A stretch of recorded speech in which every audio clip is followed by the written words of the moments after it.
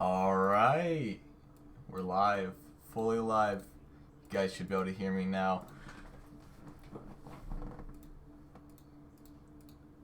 So Qualifier Showcase, finally. It feels like it's been months in the waiting, which it has, to be fair. It's been a lot of waiting. So Qualifiers, gonna be 4 stages, 4 different maps. When you get your lobbies, you'll get 2 playthroughs of every map, kind of a typical thing. So, here we go. Revealing the pool in 5, 4, 3, 2, 1. Hello everyone in chat, hello. So all 4 of these maps are by people that are on the pooling staff. So stage 1 we got Dead Sea by Patty Rogers. Stage 2 we got You're Gonna Love Me by Orca. Stage 3 is Zanny by Arcat, and stage 4 is Nothing But Theory by Hyper. So kind of the theory, nothing but theory, behind this pool is to touch on basically every aspect of SV, how it relates to tournaments. So stage 1 and stage 2, there's a lot of memo stuff. Stage 1 specifically, it's repetitive memo, but it's really techy. Rhythms are super hard to get used to. Stage 2 is a little easier to grasp, but it also takes more of a difficult approach on its memo, as well as some difficult reading parts as well. So both of these are going to take a decent amount of time to learn. Stage 3 here by Arcat, the LNSV. This is it has a lot of elements of memo, as well as it's repetitive. So it's repetitive reading stuff, with most of the difficulty coming from the LNs. So it's kind of the token LN pick. Then stage 4 is pure reading, a lot more physical than the other maps. Jump stream, a lot of mini jacks, or even hand jacks, or jump jacks. So kind of touching on a lot of different stuff. Nothing too crazy hard, but nothing too crazy easy as well. So I think we have a pretty good pool here for you guys for qualifiers. So we're gonna jump into the replays.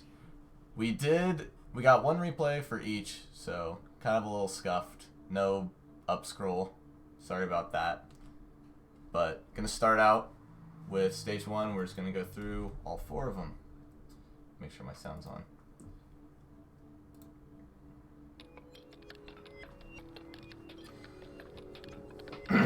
So yeah, Patty Rogers played this one, sent the replay in. I played my own map, sent the replay in, and Arcat played his own. You know, mapper's bias. This one is probably the most recognizable out of all 4 of the maps in the pool. It's been used a couple times in other tournaments, so some players might already kind of have this down. So we'll see. Yeah, Hyper didn't play his own, you would know. Hyper's been working overtime mapping for this tournament, honestly. He's done a lot of great work for this, which I'm really happy about. Obviously, a decent amount of custom charted stuff for this, mixed with other, maybe lesser known SV maps. So, yeah, a lot of slowdowns here, and a lot of teleports. Especially on those LNs, those are what you're gonna have to look out for. Like with that, with the jump, where it just teleports to the next note. Something that you can definitely get used to the more you play it. So, especially if you're playing with Score V2, which everyone's going to be, the releases can be really tricky on this file.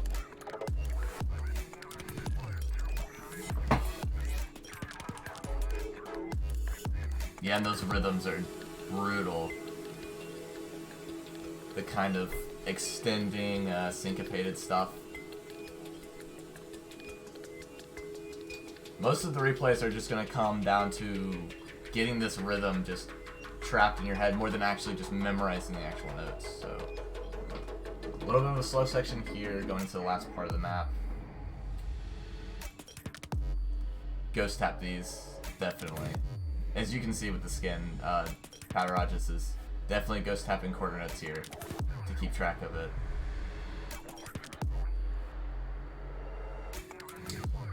And that's something you'll see in a lot of these is breaks like this, super big breaks in between notes. You definitely want to be keeping track of the beat the best you can.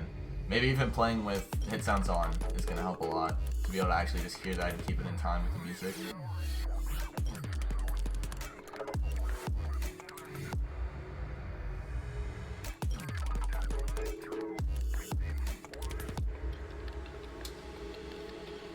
Yeah, so definitely not the hardest. We'll see. Can trip a lot of people up. Hacking this is going to be a challenge for sure. Alright, moving on to stage 2, the Orca map, played by Orca. Not even a V1SS, lame. This one has a lot of similar effects to stage 1. Rhythms are definitely a lot more easy to grasp, but these effects are brutal. These teleports are way harsher than stage 1. A lot of the reading teleports like this, you're gonna have to have that internal rhythm down pat for this stuff.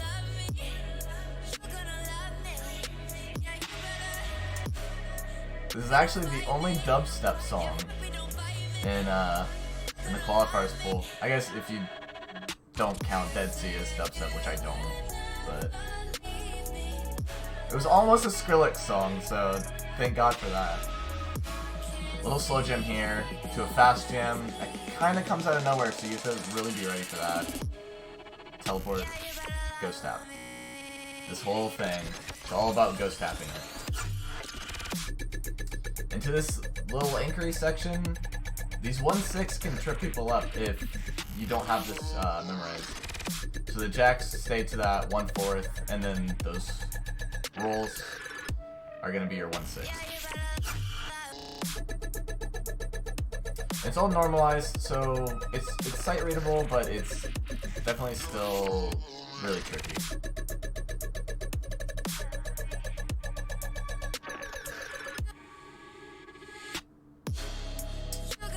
That's the first really difficult section.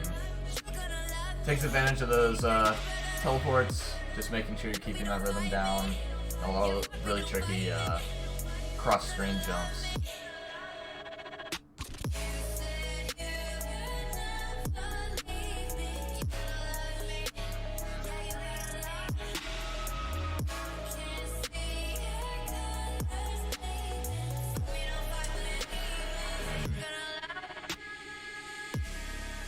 And then there's a break here. I call this the sus note. I just kind of freestyle with ghost tapping here because keeping track of this is really hard. Ghost tapping was already the name of this, but this note right here, I doubt to see a lot of players hitting Marvelouses on that.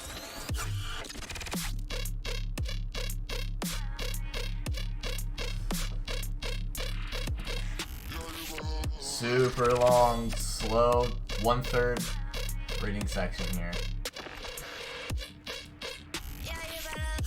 Whenever I'm playing this map, specifically this part, when the notes are low enough to the receptors, I'll be staring at my error bar. Making sure I'm keeping track of that. It's so uncomfortable to keep everything in time here. And then a little evil ending there with that teleport. Definitely nothing to ignore on stage 2 here. And not even a lot of notes. You can see, I mean, barely hits, doesn't even hit 900. And that's the thing with SV, a lot of these, they're not going to be a lot of notes, so getting really, really good scores, especially in qualifiers, is going to be way different than normal tournaments.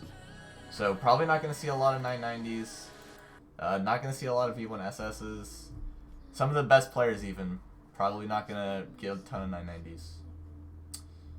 Here we got the Arcat map. Personally, I don't play a lot of LN, so this one is definitely the roughest for me. A little bit longer than the other ones too, and a lot of stuff to keep track of. So the rhythms on these little intermediate parts, it's going to be really hard to ratio. So along with, as well as these LNs right here, these little short ones, where it slows down, those releases are super tricky.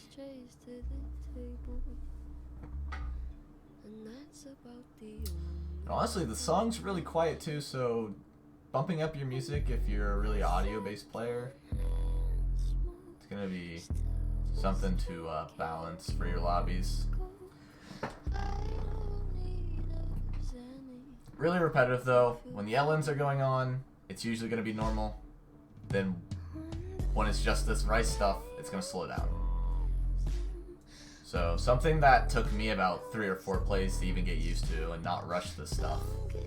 Because you can't ghost tap it either, so you have to be keeping that internal rhythm going on your own.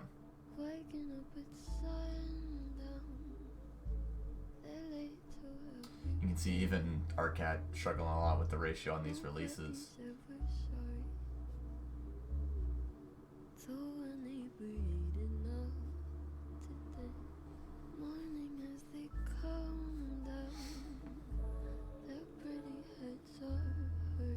I really like this song though. This set actually has 2 different difficulties, so this is the harder of the 2. And it comes with an OSV as well. And something I definitely recommend to players is if the map doesn't come with an OSV diff, make your own.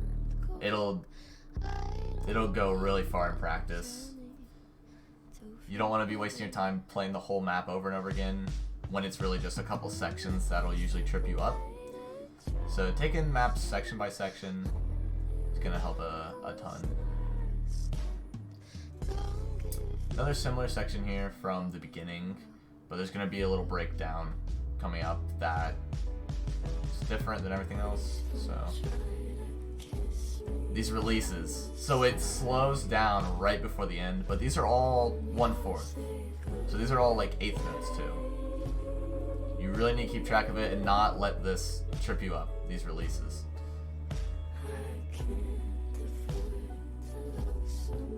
Except for there actually are some triplet releases. So this ending is brutal on the release side of things. This is where a lot of players' act's gonna drop. Like even with Arcat here releasing early a lot of the time, because reading that is a lot of getting used to. So stage 3, gonna be getting into the reading pick, the last map of the pool. Nothing but theory. This is probably gonna have the highest scores. Pure reading, a lot of ratioable stuff, so most notes out of all the charts. I really like this file too. When Hyper posted this and the pooling chat, I fell in love with this instantly. The song's a banger and the map's a banger.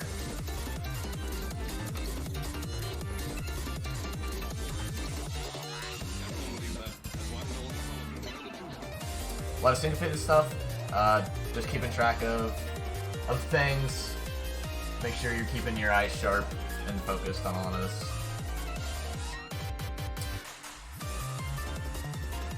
It's all normalized for the most part, so it just comes down to how well you're able to read this. The Player 0 version, yeah, the storyboarded, really cool stuff. So, Grand Finals pool, so a lot of the difficulty of this tournament is going to fall in line with the difficulty of a lot of other tournaments. So, stuff like semifinals of this, there's going to be a lot of stuff that's like, that would be considered semifinals level of other tournaments. Same thing up to Grand Finals. It might scale a little bit more, not by a ton. It just comes down to a lot of variability, so like a lot of tournaments just have a memorization pick and a reading pick. This tournament's gonna have like slow jam, techie stuff, hybrids, you know, tiebreakers are gonna be combinations of Rice Ellen as well as memo and reading. Especially with hybrid picks that might be just shorter, just mini tiebreakers. And then memorization stuff might be like pure memorization, or it might incorporate elements of reading, so the pool is going to reach a lot of different stuff that might not be touched as much in normal tournaments that just happen to include SV. Yeah, so definitely don't expect this tournament to get too crazy hard towards Grand Finals. We're not going to dump 10, like, evening maps, 6-star, you know, on you. So, really cool map. I'm excited to see some great scores here.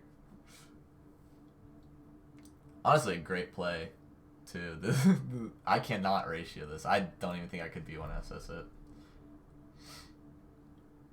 So, how hard is this going to scale in difficulty, ignoring the SV side? So, the big thing that I wanted to take into account on this tournament is the difficulty is going to come from the SV. Obviously, we're not going to be able to do that completely, but the difficulty scaling is going to come basically all from SV. The SVs are going to get harder. The Rice is kind of independent of that. So you may see some 4 stars early on, and then like late game, it might get into 5 stars. Like it might actually get a little physically straining. But we're trying to remedy that as much as possible and just keep it to the SV difficulty. So we want to give players that are physically capable of this stuff a place to shine as well, because it is its own skill set. So we're gonna balance it. We're just gonna balance it as much as possible, but difficulty is gonna come mostly from SV. So those are your 4 stages for qualifiers. Gonna post this pool in the Discord after the stream's over. If anyone has any questions, you can post in the Discord as well. Get practicing, guys. I mean, it's only 4 stages, so not too crazy. Might take a couple days to really iron stuff out, so definitely kill this stuff. Gonna be signing off the stream. Good luck, guys. See ya.